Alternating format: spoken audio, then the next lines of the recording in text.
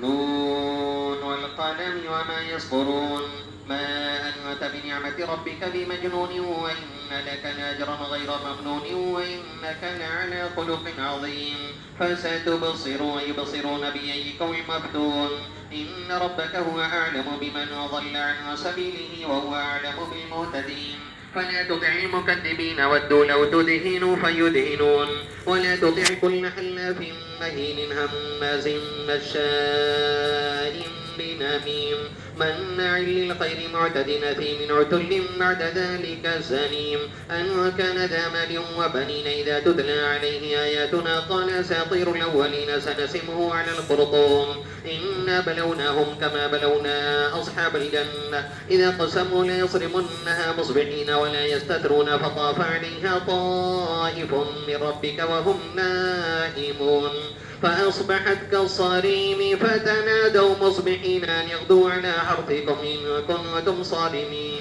فانطلقوا وهم يتخافتون ألا يدخلنها اليوم عليكم مسكين وغدوا على حرد قادرين فلما رأوها قالوا إنا لضالون بل نحن محرومون قال أوسطهم ألم أقل لكم لولا تسبحون قالوا سبحان ربنا إنا كنا ظالمين فأقبل بعضهم على بعض يتلاومون قالوا يا ويلنا إنا كنا طاغين عسى ربنا أن يبدلنا خيرا منها إنا إلى ربنا راغبون كذلك العذاب ولعذاب الآخرة أكبر لو كانوا يعلمون الله أكبر.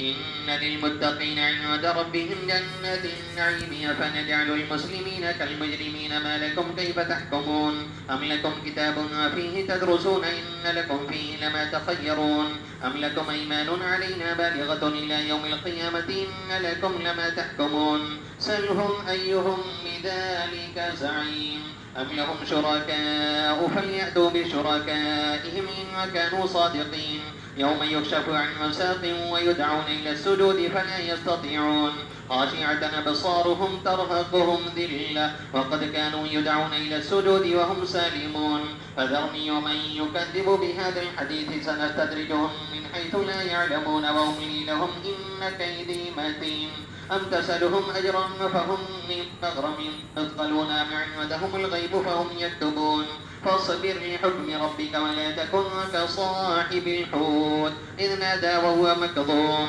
لولا أن تداركه نعمة من ربه لنبذ بالعراء وهو مذموم فاجتباه ربه فجعله من الصالحين وإن يكاد الذين كفروا ليزلقونك بأبصارهم لما سمعوا الذكر ويقولون إنه لمجنون وما هو إلا ذكر للعالمين الله أكبر.